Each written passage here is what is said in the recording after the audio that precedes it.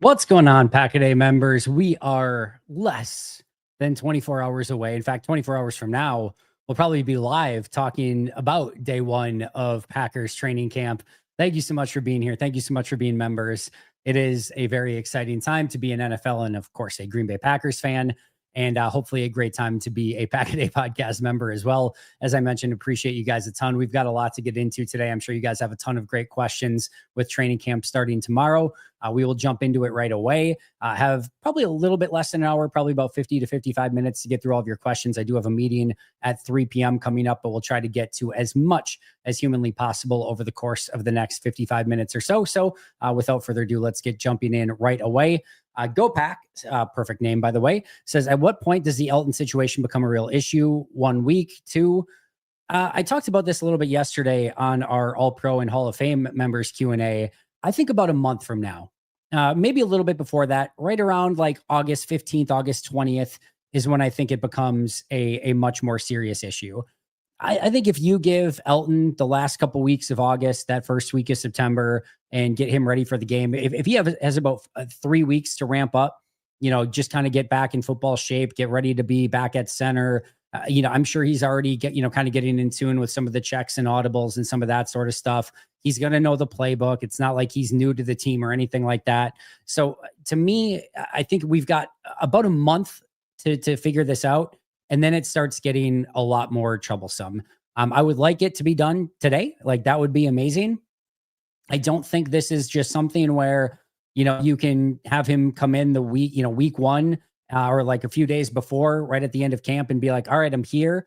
I'm sure for the most part, it would probably be fine, but it's not ideal, especially as you're going up against Detroit week one. I have no science, math, data, religion, anything to back this up other than gut feel.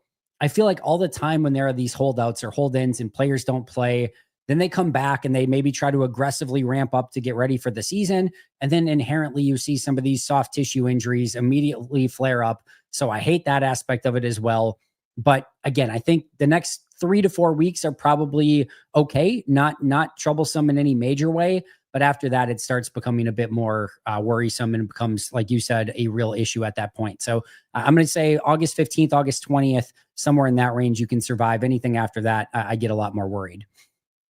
Also, just imagine the tackle duo of Tom and Bakhtiari if he didn't get hurt. Injuries to him and Ja really stung moving into the era with Jordan. Yeah, it's just, it's unfortunately one of the aspects of the NFL that you just have to navigate. Sterling Sharp, Nick Collins, Jermichael Finley, David Bakhtiari, Jonathan Franklin, Terrence Murphy, we can go on and on. There have been far too many players that unfortunately have had that fate where injuries have just been far too much of an issue and it costs them a chunk of their career. And you certainly don't want it to happen. You also understand that from time to time, whether it's debilitating knee injuries or head injuries or whatever the case may be, these things are just going to happen from time to time, and you hope to avoid them as much as possible. It's why I'm all for like a Zak Tom, right? Zak Tom would have probably gotten paid at least 20 million more if he was able to get to free agency next year. I think that might even be a little bit on the conservative end. He would have gotten more on the, like, I think he at least gets 25 mil per year on the open market. And I think it's probably even more than that. That's all well and good. But if he suffers a terrible Achilles injury, if he suffers a head injury, a neck injury like Nick Collins did, all of a sudden that's gone. And you would take out an insurance policy in that situation, but it's probably not going to get you $88 million, which is what his next contract gets him. So there's absolutely, all right, am I really this team is offering me almost $90 million. Am I really going to look at him and say, no, I'm holding out for this much more? And then you have an injury and it costs you. So those are real things that, people have to grapple with. And I understand wholeheartedly the decision to take the money when you can and not look it in the eye and look the other way and say, I'm just hoping I'm going to stay healthy. It's a brutal sport. It really sucks. I wonder how things would have worked, and where Bakhtiari would be at this stage of his career. My guess is, what is he, 30? Let's see. He's only 33. I mean, he is only 33 years old. Trent's a freak, so this isn't, necessarily apples to apples, but For example, Trent Williams is still at the top of his game, maybe not quite the top, but still playing unbelievable football. He's 37 years old, so there's a real world in which Bakhtiari, if injuries never came to be an issue for him, would still be playing at a Pro Bowl or maybe even all pro level if he was still out there. And the thing about Bakhtiari is, like, he was always a good athlete, don't get me wrong, but he was a technician at the position. So he was so fun to watch on tape because it was literally, how do I want to say this? It looked to the naked eye like he was on cruise control. And I do think there was an extent of, like, it almost felt like he was bored out there, but like at how easy it became. Like, he just knew everything. Oh, you're stepping this way, I know exactly what to do. You're coming with this, I know exactly what to do. He's just so on top of everything. Now, when I say he's on cruise control,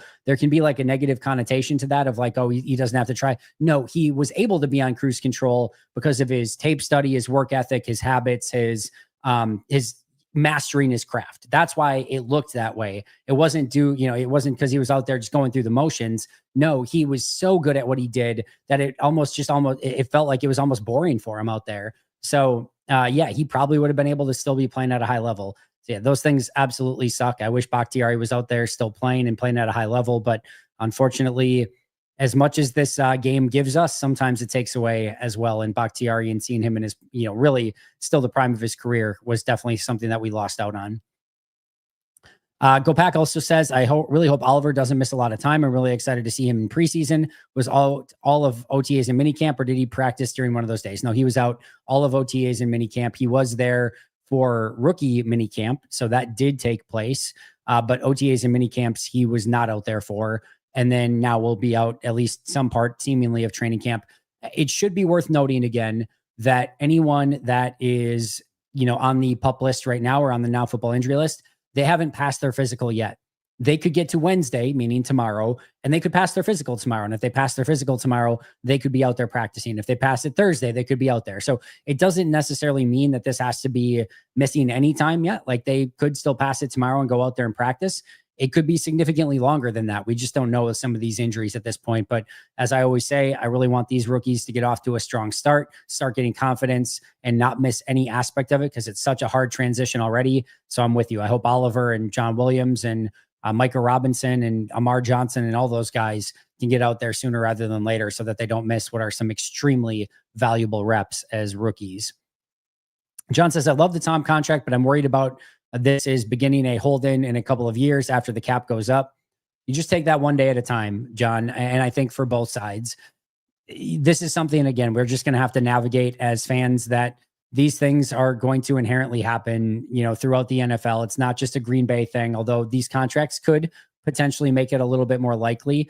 But overall, I'm not super concerned. I think the other thing too is that, Zak Tom could have started to hold in this year. And be like, hey, I'm a free agent next year. I want to get this contract done.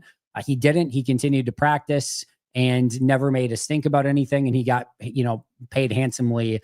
So that maybe will guide him moving forward as well. But I think at the end of the day, they have him for 3 more years before you even get to 2 years left on his deal, this year and then 2 years following. So, we don't need to worry about it yet, is what I'll say. And if we get there, we'll deal with it. And more specifically, Russ Ball and, the Packers will deal with it at that time. But for the time being, really great deal. Love it. And I think we should all, be pretty excited about that contract for Zak Tom. Mike says that's how these contracts are designed. Packers want 2 years in control. Players only leverage is to hold. It's basically us franchise taking Tom twice, saying money, then reevaluating in 3 years. It's a fair way to look at it.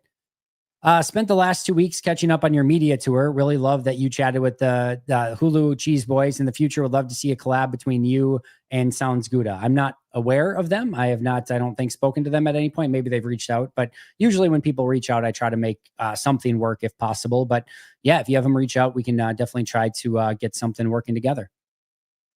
Was really shocked to see the Zak Tom hate. Interesting. I have not seen that at all. He struggles against specific types of pass rushers and other than the guy I called out on social media, I guess. He struggles against specific types of pass rushers, and folks think he's not worth a big deal. Being able to play all 5 spots make him more valuable. Dude, if he plays right tackle the rest of his career, doesn't move any place, that deal is still amazing. So he is a really good right tackle. He may not be the picture perfect, 6'6", 330 or whatever with unbelievable, he's got the unbelievable movement skills, but not that size to go with it. I don't care all that much. He's a really great player. And I think, again, people should be thrilled that not only is he a Green Bay Packer moving forward, but that they got him on what I think is still a very reasonable deal. So yeah, I would not understand that either. Thankfully, I only saw one idiot online that posted something, and that was about it. So hopefully there's not a lot of that other stuff out there. He can slide to center if Jenkins is one and done, or right guard if Belton is better fit for tackle, or he can play left tackle if needed. I think Tom will continue to climb and become an all-pro soon. Yeah, he's a fantastic player. And again, he does have that versatility if you need it. I think for the most part, he probably just stays at right tackle, but we'll see. How well do you think Matthew Golden will perform this season? It's a great question. I wish I had a crystal ball and could answer it. I think he's going to be a valuable piece of this offense. I think how valuable and how much they utilize him remains to be seen. I think to begin with on the season, if you really think back of last year, the top 4 wide receivers to begin the year and what I think they kind of envisioned was Wicks, Reed, Doubs, and Watson. I think Golden's just kind of taking Watson's spot for the time being. And I'm not saying specifically they're going to be doing the same things or that they'll utilize Golden in the same way, but more specifically, I think those are going to be your 4 top wide receivers to start the season. Again, Wicks, Reed, Doubs, and Matthew Golden. And they'll move all those guys around. They'll play in the slot. They'll play outside. And I think they'll get Golden involved. But I would be pretty surprised if you didn't see, at least 20 plus snaps very early on from Matthew Golden. And it could be significantly more than that. I think he's going to be ready to play. Going to have to get the playbook down. We'll see how that kind of goes early on in camp. But he's a super talented player. And I'm really excited to see what he can do in this Matt LaFleur offense. Am I going to project Jordan Love's stat line this year like last year? Mine are 3,800, 64% completion percentage, 40. All right, 40 and 11, 175 and 1 touchdown. Haven't thought much about it, John. I can probably put something together of some sort of statistical predictions or something like that. I'll add it to my idea board here. I don't know. I don't even remember what I did last year, so I'll have to go back and look at that. But yeah, I don't have anything planned at the moment. But yeah, we'll maybe I can get to it here. In the next, before the start of the season, I'll put it that way. Rank these 3 teams in terms of 2025 record: Chargers, Broncos, and Bengals. That's a really good question. I need to know what happens with Trey Hendrickson and Shamar Stewart to be able to accurately predict the Bengals. All right, so Ravens, Steelers, and Browns. You get the Browns in that division. The AFC West is pretty brutal. The Raiders, I think, will even be better. I don't think they're going to be great. Man, you could stack those 3 in any order, and I would not have an argument against it at all. Like you could say Bengals 1, Bengals 3, Broncos 1, Broncos 3, Chargers 1, Chargers 3, and I'd have no problem with it. People are really high on the Broncos. I'm not sure I'm quite as high. The Bengals are just a weird franchise, and again, I don't know what to make of their defense at the moment. I think the Chargers are just going to be steady. I'm going to say Chargers. Oh man, I don't know. I honestly have no idea. All right, I'll go the upside. I'll go Bengals. And then I think the Broncos and Chargers finish with the same record. So I think the Bengals will finish a game above, but man, these teams are all in like the somewhere between 8 and 9 and 11 and 6 range. Like I think all 3 of those teams are right there. And again, it could really go in any order. So I'll say Bengals slightly because I think their upside's a little bit higher, and Chargers and Broncos tied on the same line. Hafley brought a lot of sim pressure, but it was hard to see from the TV copy which defensive lineman actually dropped and who did it well. What did you see on film? Yeah, I think one of the things worth noting is that just, with all the sim pressures and things like that, there was still a ton of 4-man rushes. They just did a great job of disguising who was coming on any given play, which is a phenomenal thing to do. And by the way, what I'll add on top of that is I think there's this idea that Hafley, with all of his unique pressure packages, like that's going to just dry up, or that you can't survive that way because you're bringing 5 or 6 guys and your coverage is going to break down in the back end and things like that. What Hafley did a phenomenal job of was bringing 4 guys and covering with 7, but really almost never having a great feel for which 4 guys that you're bringing. And that to me exists as something that will absolutely be able to continue. I think they've made it very malleable. for who's coming, who's dropping into coverage. And I think the pieces fit. And I think they can do it in a variety of creative ways based on their personnel groupings and the way that they can drop players into coverage and get them into different spots and all being very cohesive, I think is what really set them apart this past year. So what I would tell you is that a lot of it, even though there was maybe a corner coming or that there were two linebackers coming from inside, there was always, almost always, not always, but a good chunk of the time, there were still only 4 guys that were coming on the blitz and still 7 guys going into coverage. And then those coverage concepts were all over the place. So you would see safeties coming up and playing corner, corners going back and playing safety, ends dropping out, linebackers blitzing, corners blitzing, defensive ends dropping out. But it would always, not always, but so much of it would equate to 7 in coverage, 4 guys rushing. But if they can't identify which 4 are rushing, and it takes that half second to be like, oh crap, Nixon is coming off the side, or oh crap, both linebackers are coming inside, or Quay's coming, but he's coming only to pick off the fullback so Edgerrin Cooper can come right behind him. Like, those are the things that made them very dangerous this past year. And again, it's not always necessarily just trying to equate to sacks. It's pressures, and it's again, getting a quarterback maybe to make a bad decision as well. So I think that is what stood out to me. It's not a specific player or somebody who dropped or was great at dropping or things like that. It was a cohesive team unit and team cohesiveness that allowed them to bring a variety of different 4-man rushes while dropping 7 and then getting those guys to all different spots. It's not just safety playing the back end, corners playing the boundaries, slot guy playing in the slot, 2 linebackers, and then a 4-man rush up front. No, it was all over the place, and with different coverage concepts behind it and different guys, rushing on any given play. And I think that's what really made it confusing for opposing offenses. What positions do you think Goody is most likely to fill the 2 to 3 open roster spots? Well, almost certainly they're going to go get a kicker. There's been reporting on that. I can't imagine they don't get a linebacker with Quay not being able to start. They only have 6 linebackers. And I get, like, if you go into a preseason game with only 6, like, Cooper isn't going to play a ton, but he probably plays like a quarter maybe. And then the rest of them can pretty much play the entirety of the game if you need them to. So it's not this complete barren wasteland in a preseason game, but you probably want at least one more guy if that can get out there and play a little bit more. So kicker, linebacker, and then I'm still going to probably go defensive tackle since they released 2. My guess is they pick up 1 there. That one's a little bit more up for grabs. Could be a tight end, could be a running back, could be a variety, could be a corner. But I'll say kicker and linebacker for sure, with then my favorite of the rest being defensive tackle. If second round picks start getting fully guaranteed contracts, will we see more trades out of that round and more emphasis on round 3 picks?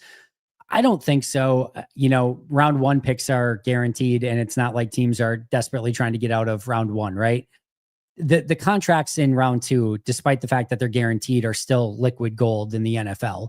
You can get some really talented players like, Jaden Reed, for example, in the second round, and you're paying them nothing for 4 years. And yes, it's guaranteed. And you could end up in a situation where I know Amari Rodgers was a 3rd round pick, but remember, they very much thought about him as a 2nd round pick instead of Josh Myers. If you remember the press conference, they said they were deciding between Myers and Rodgers.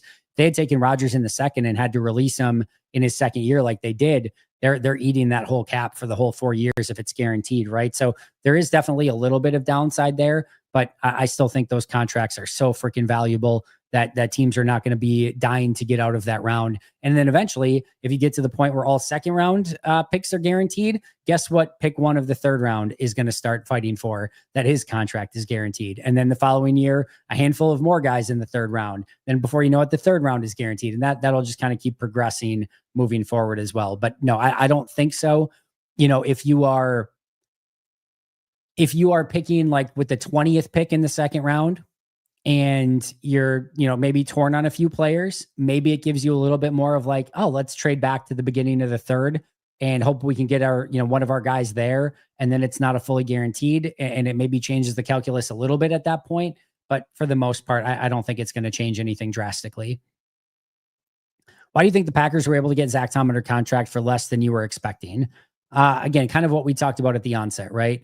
Is Green Bay uses the leverage of, hey, you could get injured this year. And if you get injured, you're going to get a significantly less contract next year. Or if you have a bad year, whatever the case may be. I think when you're a player and you see an $88 or $90 million deal in front of you, even if, yes, you can probably get more in the offseason, there's always an inherent risk that takes place there. Seems like Zak Tom's very happy in Green Bay, has found a home in Green Bay. They've utilized him since really day one. He's, again, been a homegrown player. It just ends up for me a conversation of Zak Tom of like, do you want to take that risk going into the offseason? And if you can get there, then you're going to get more on the open market. I still expected him to get a little bit more. I think Justice brought up a great point of it's really difficult to build your resume for getting like 26, 27, 28 mil per year, like that top of the market, if you have no all pros and no Pro Bowls. And whether that's fair or not is certainly worth debating. But when he doesn't have all pros, he doesn't have Pro Bowls. And then really, I mean, to an extent, it might sound crazy, but the Packers would absolutely point to that ESPN article where executives and coaches vote on the players too and say, dude, you were in like the 20s. Then Zak Tom will come back and say, like, look at PFF grade. And then the Packers are going to say PFF grade is nothing. Who cares? So like there's this back and forth. I'm surprised that he couldn't get a good deal more than what Dan Moore was able to get. Like $4 million more than Dan Moore, like 24.5, even $3 million more than Dan Moore at 23.5, to me probably feels about right. But again, there's always that give and take. And again, I think Zak Tom was probably extremely happy and his agent were extremely happy overall with the deal. And I think the Packers are beyond thrilled with the deal that they were able to get done.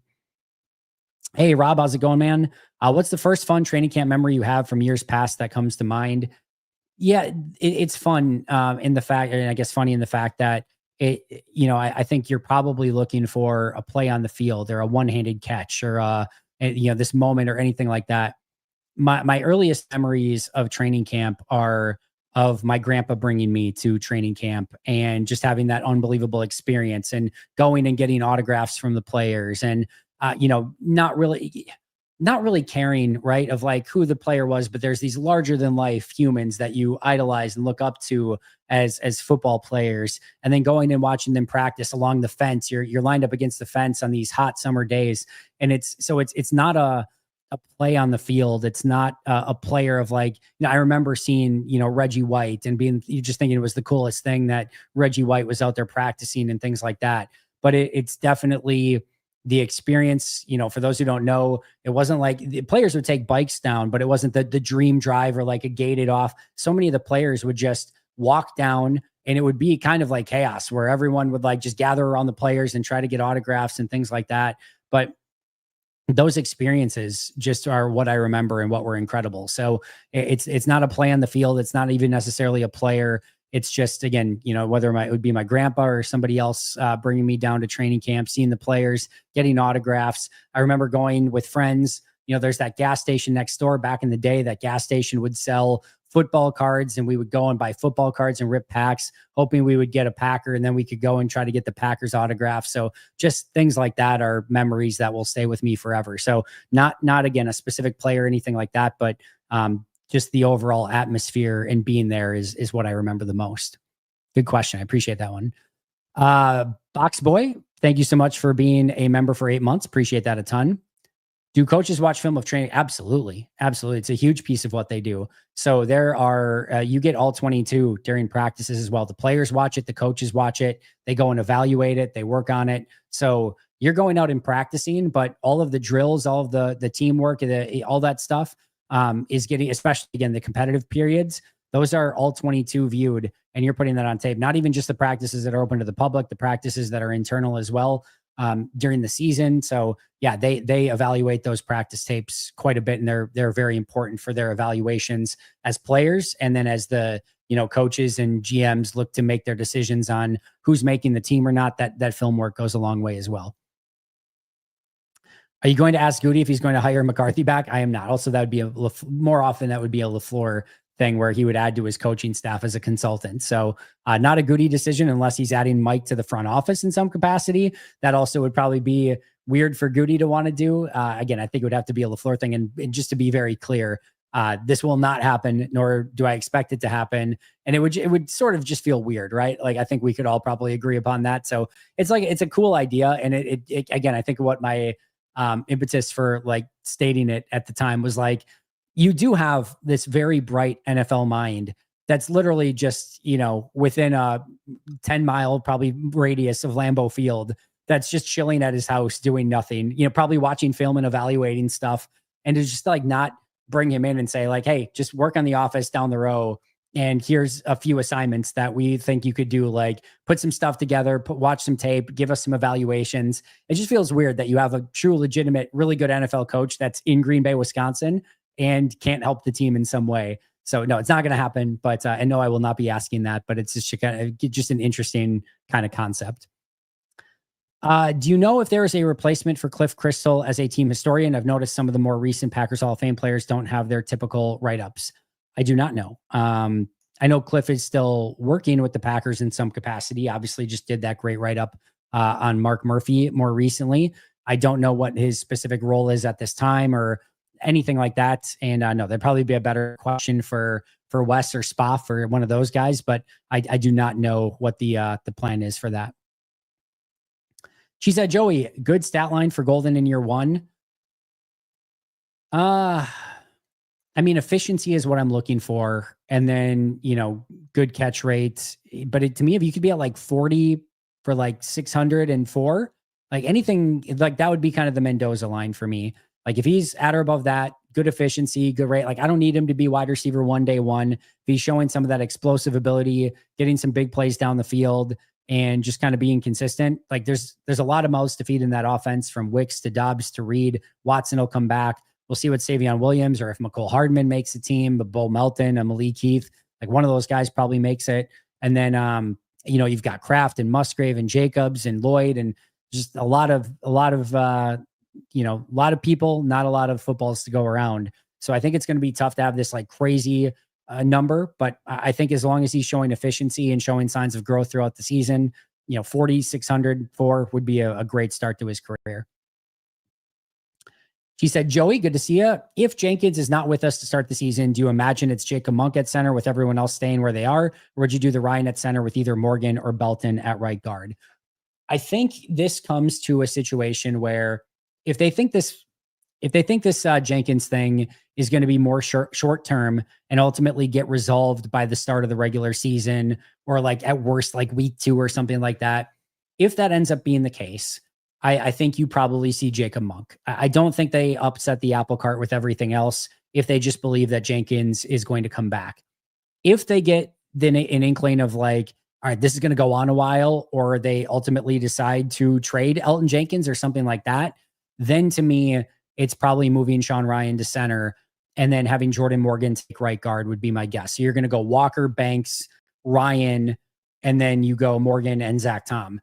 But what I would say in that situation is you would move Ryan to center, but it would then become a competition between Ryan and Jacob Monk. But you probably keep Ryan there for the time being, expecting him to be the starter. If Monk beats him out, then Ryan probably just becomes the, ultimate rotational piece on the interior, where if left guard, center, or right guard goes down, Sean Ryan goes in, and then Belton probably becomes the swing tackle at, behind Walker and Zak Tom if there's an injury on game day. That'd be my guess, but hopefully we don't have to get to that point, and hopefully Elton's out there sooner rather than later. All right. Why do you think the Packers did not give TJ Slayton the same deal as the Bengals? 2 years, $15 million. Just kind of surprised. I will say that there's so many ways to go with this, but I would say that if you asked me ahead of time, would I give TJ Slayton 2 years, $15 million? I would 15 million. I would have said absolutely not. I would have said absolutely not. In hindsight, seeing how the defensive tackle market went and seeing how quickly defensive tackles flew off the draft board, I might change my mind slightly on that. I still don't think I would regret it all that much. I think the Packers might handle defensive tackle in hindsight a little bit differently overall. To me, it was crazy because it was one of the deepest defensive tackle classes in draft, in recent draft history. And everyone knew it. And then it was a pretty deep overall free agency class, and just guys that were released at defensive tackle as well. I thought, and I was just, I'll eat this one. I was wrong on it. I thought guys like TJ Slayton were for sure going to have to wait until after the draft, until all those talented defensive tackles got taken in the first 3 or 4 rounds. And then whichever team struck out at defensive tackle, guys like TJ Slayton were going to have to sort of figure out something different in that situation. And then figure out a contract with a team that didn't get a defensive tackle in the draft, but instead in free agency defensive tackles flew off the board, and then in the draft defensive tackles flew off the board, and just about every team really prioritized it in a pretty significant way. I personally, again, still feel like 2 years, 15 was probably just a little bit of a bridge too far for me with Slayton, but I do feel like they maybe missed out on doing something a little bit more in that situation. So I would have been cool if they did it, by the way. If they had Slayton still at 2 years, 15, I wouldn't have hated it. But I know when it got signed initially, I'm like, that's fine. I'm totally cool with him going elsewhere at that price, but maybe wish they would have just done a little bit more either via free agency or the draft, just to have one more nose tackle type in that room in some capacity. I'll always believe that the Packers at least get back to another Super Bowl or even win one if Bach never got hurt on New Year's Eve. I think a lot of people feel that way. She said, Joey, tough to say one way or the other, but it certainly would have helped a lot of things. And he's an unbelievable player, and losing him during those playoff runs was a brutal, brutal, brutal blow. Frosty Blue Moon. What are your thoughts on Will Shepherd? I saw a couple of his games when I watched Colorado play, and I think he could give Malik Heath and Bo Melton some competition. I will be totally transparent, Frosty Blue Moon. I've not had the opportunity to throw on any Will Shepherd tape as of yet.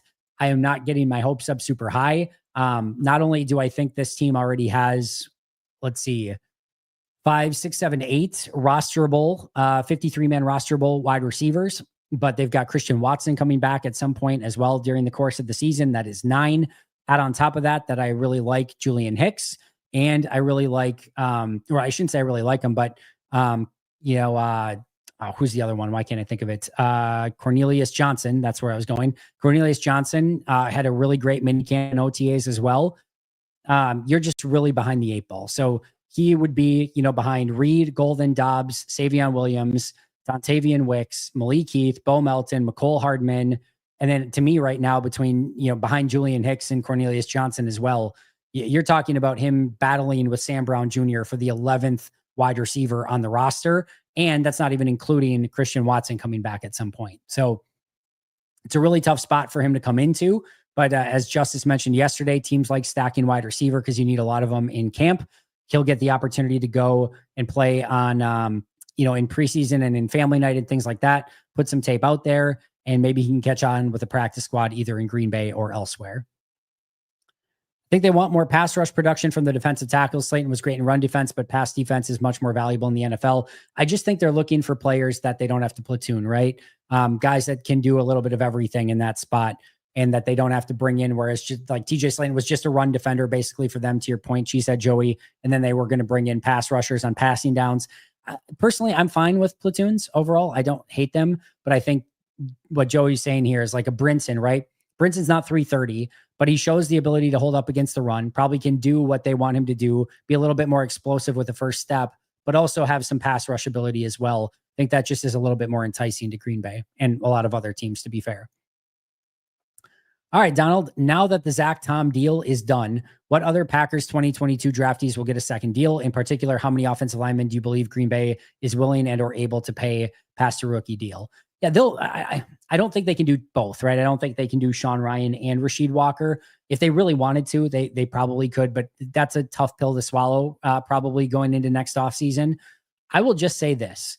When it comes to extensions right now, and even just looking at that 2022 class, right? Quay Walker, I know Devontae Wyatt got his 5th-year option picked up, but at some point you could still look at an extension for him. Christian Watson, Romeo Doubs, Sean Ryan, we can put Kingsley Enagbare there, I guess. Rasheed Walker, all of those guys, I want to go out and prove it this year. There's not a single one of those that I'm like, absolutely go get them on a contract right now. I'm willing to pay them top of the market to bring them back, or near top of the market to bring them back. And what I would say is I'm willing to have to pay a little bit more in the offseason in 2026 because they went out and had a huge 2025 and be pleasantly surprised by that, than giving a big contract now, maybe saving money if they break out, but not knowing if they break out. And if they have a bad season, now you're really regretting the contract that you gave them. So I think Zak Tom was a perfect deal to get done. With just about everyone else, I'm taking it one step at a time. I'm letting them go out and play this season. If all of a sudden through like the first half, Rasheed Walker looks like one of the best left tackles in football, or like just looks phenomenal, all right, we can start those conversations up. Or if Quay Walker through the first 2 months of the year looks unbelievable and looks like that 3-game stretch he had a year ago, all right, let's dive into those conversations. But I'm willing to pay more if they prove that they're big time players, rather than trying to get them cheaper now, give them those long-term deals and then have them not work out because they play like crap this year, or just don't live up to the contract already in 2025. And then you're regretting that you have that contract in 2026 and beyond. Do you believe the Packers will actually give Christian Watson a contract? Also, I think they're going to let Doubs go in free agency. So with Doubs, I think the big thing for him, if he wants to stay in Green Bay, is his best case would be to become Jordan's favorite target, not like his security blanket, his binky, you know? So if he really becomes that guy like Jordy or, you know, Devontae were, I'm not even saying playing at that level, right? I'm just saying Rodgers felt so comfortable with those players. He had that ESP. If Doubs becomes that for Jordan, it's really tough to say, see you later. And like, then Jordan's being like, that was my guy. Like, that's the one guy I felt like on a 3rd and 8, I knew exactly where he was going to be, what he was going to do, and I could throw him open and he was going to go make a play. So if he becomes that, that's Romeo's best chance and opportunity, in my opinion, to stay in Green Bay. I wouldn't rule it out entirely. And I think there's more likely the fact that he's gone next year.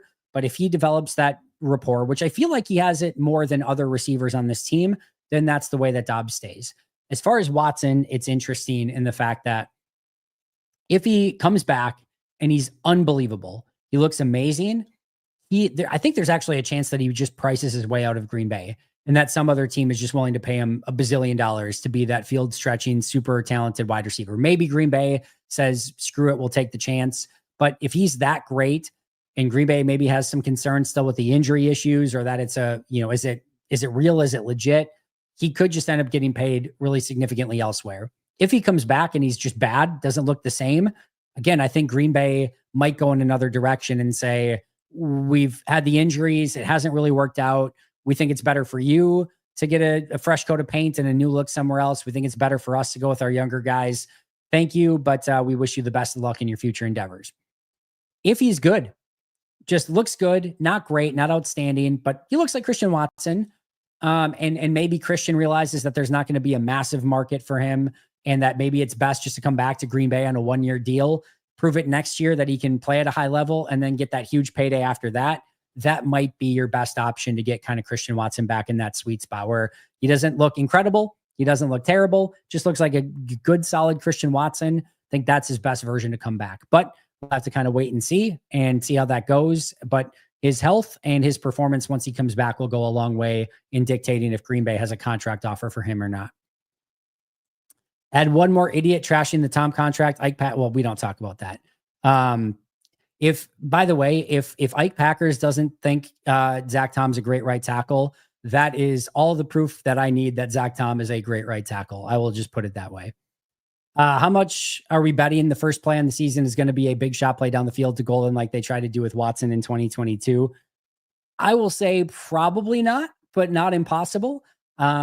It's just really tough to get teams out of those, cover 2 looks, right away. So you could go play action on play 1, but my guess is they've got 2 safeties waiting back and seeing if Green Bay is going to pull something silly on the first play. Now, maybe the second play, maybe you get 2nd and 1, and maybe you do play action on the second play, and maybe you can do it there. But hey, sign me up if they want to try it, and if they want to take a big play to Golden right away, or maybe just his first snap in the game, I'm all for it. And let's see what he's got. Let's not let our imaginations wander. Let's see the real deal right away.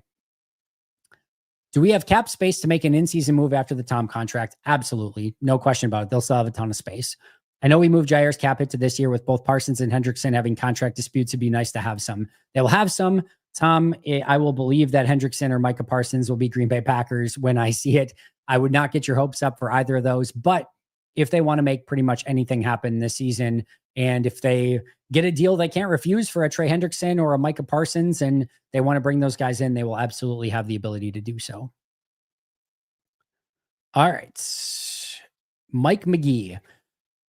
I think most of the hate for the contract is that regular folks can't make that type of money, and the cost of going to games, groceries, etc., keeps increasing. It was brutal for Love last year. Go Pack, go! All right, so let's put this into perspective, right?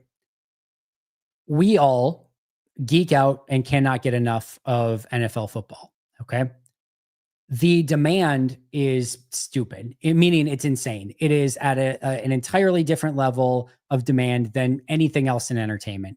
You look at like the top 20 rated things in the United States, and it's like 19 NFL games and like maybe one other thing, right? It's just absolutely insane and ridiculous. All the games do ridiculous ratings. NFL Red Zone, fantasy football teams, the Packers stadium has a wait list, 1 billion names long. There's an insatiable thirst. You cannot quench it. And the NFL, the teams, the owners, etc., are going to make an insane amount of money off of that. That is a just inherent fact of how basic economics works. So with all that demand and the NFL having the supply, they're going to make a ass ton of money. Okay. The question then becomes, do you want that to go to a billionaire owner, or would you like that to go to the players actually out on the field? So I get $88 million for playing right tackle in the NFL. Is that better than a doctor or a whatever? We can go on and on, right? Yeah, probably not, right? But that's not how our economy or society or world or any of it actually works. So it is a supply and demand economy, and there is unbelievable demand for NFL. And I would much rather I wish Zak Tom got double that and the owners got, less than that. Just personally, I would rather the players get more of the money and the actual billionaire owners to get less. It's basically a 50-50 revenue split. It is what it is. But I am happy to see the actual players that are putting the time, effort, energy, and sweat into their work and get usually one shot at that second contract, that they're the ones getting paid. Now, if you are upset and saying, hey, the games, groceries, etc., keep increasing, and I feel like it's unfair that dude playing right tackle in the NFL is getting 88 million and I'm working my 9 to 5 to try to just make ends meet. I get that. I am sympathetic and empathetic to those situations. And some people can't even do that, right? I totally get it. But then that's where there needs to be some sort of change in either the economics or the tax laws or the laws or whatever it is that helps out the everyday man and takes millionaires and billionaires and changes that up. That's a different conversation for a different podcast all in its entirety. But my point being here is I'm not going to sit and bitch and moan about Zak Tom getting his money when the only alternative to that at the moment is that, in this case, I get the Packers don't have a billionaire owner, but that it goes into their trust fund, I guess, or that, again, the owners get more money. I don't need that. That doesn't do me anything additional. So by all means, Zak Tom, get your 88 million. Jordan Love, get your insane contract. If anyone has a great idea on how to fix that, meaning, there's different stuff, by all means, propose the laws, get involved in government and whatever else you need to do. I think there probably is a disparity there that probably shouldn't exist, but it's just what we live in. So from a covering football standpoint, I'm not going to get into it's not fair that Joe down at the market is trying to make ends meet while Zak Tom's getting 88 million. I can't change that. And so therefore we can only look at this through the lens of NFL football. And with that in mind, when we talk about the Packers got a bargain on a veteran, $1 million free agent signing, people are still saying, dude got $1 million. And I'm like, that's couch cushion money in the NFL. It is. Whether that is fair in real life, no, it's probably not, right? But it's the way that it works. So until there's a change on that, when we talk about it differently, by all means, but I'm certainly not going to get pissed off at Zak Tom for getting his slice of the pie when there's going to be, what's the NFL salary cap this year? It is $280 million. The players are going to make on the Green Bay Packers this year, and probably even more because you're borrowing from the future as well. But in general, $280 million. So Zak Tom getting his slice of that pie, by all means, brother, go get it. And he is more than deserving based in that level of economy, which is on a totally different level than you or I or anyone else that's probably in our chat today. So I get it. I understand the frustration, again, empathetic to it. But until that changes, go get your money, Zak Tom. Andy, I got in on the radio show yesterday and then my phone dropped the call. So sad. I was going to ask you if you think the Brewers can get over the hump this year. I was looking today. What are they? 18-1 in World Series odds? So this was yesterday at 6:44 a.m. Central Time. Brewers were 18-1, plus 900 to win the league, and 18-1 to win the World Series. They were plus 170 even to win the division. I was a little bit tempted to kind of get in on that action. I do think it's a special team.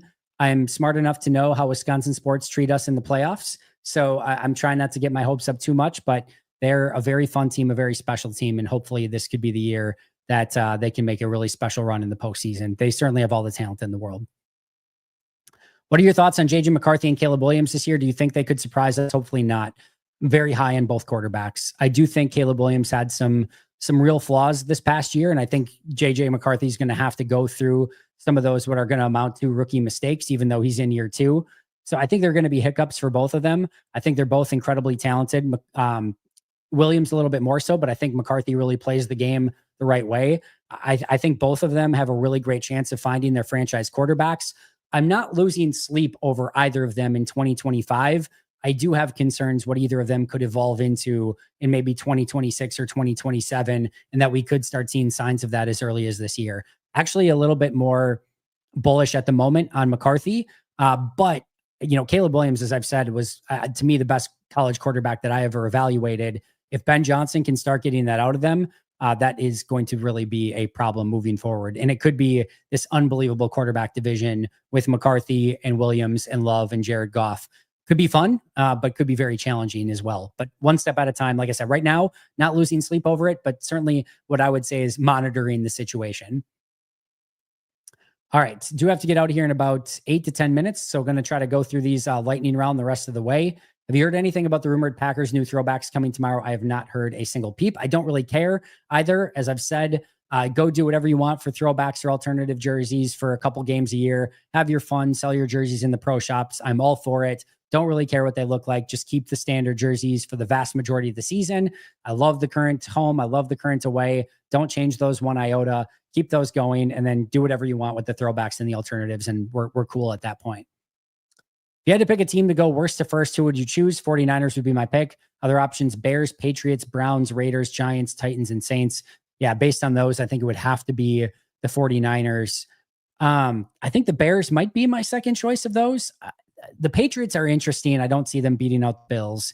There's no chance for the Browns. There's no chance for the Raiders. There's no chance for the Giants.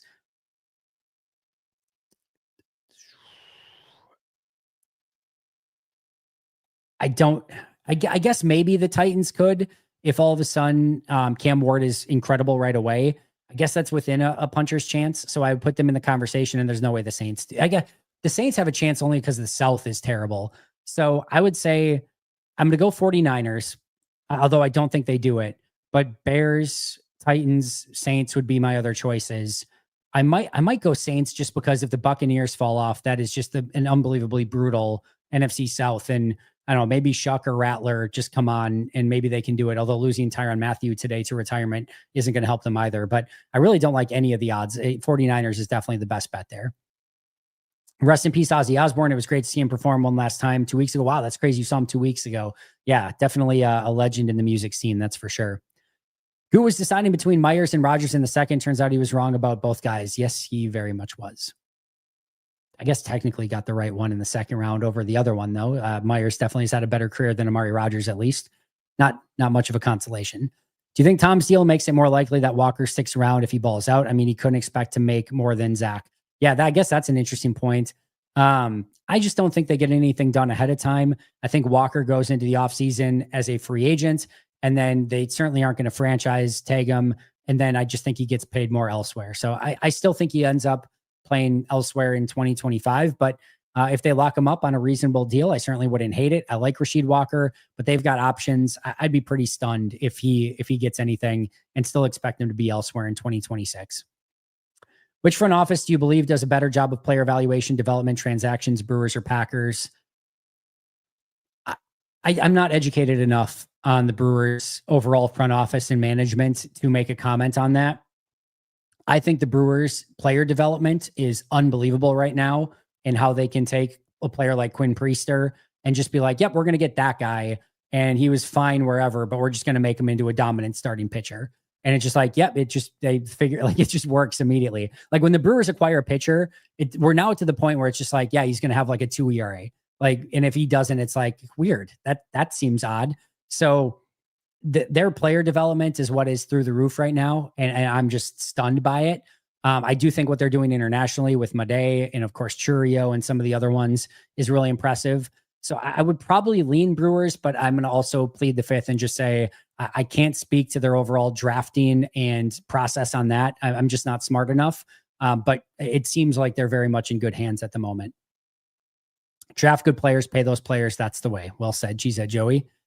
Hoping to catch you at Hagemeister before the Jets preseason game. Yes, make sure if you guys are going to be available that you come to that. That'd be amazing. I noticed your tweet seems to be a day off, so just want to confirm that it's Saturday the 9th on game day. Did I put the 8th? Maybe I did do the wrong date. But yes, it is Saturday the 9th, so I'll definitely get that corrected. Thanks for the shout out. But yeah, Saturday the 9th.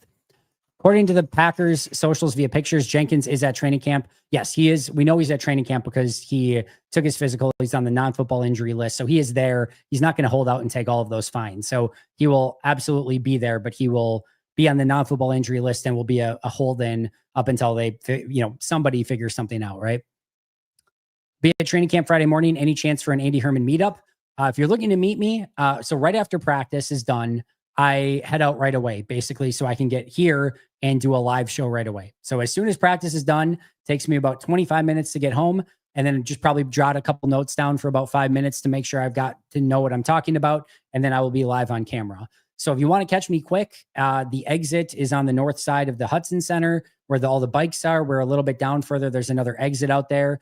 You can meet me there, or you can meet me at the corner of, Armed Forces Drive and Oneida, and just say, hey, really quick. But just so you know, I'm not trying to be short or rude or anything like that. Happy to say hi, all of that, whatever. But just know I'm going to be getting out of there relatively quick so I can get home and do a live show right away for everyone that's not at training camp, so that everyone can know what's kind of been going on that day.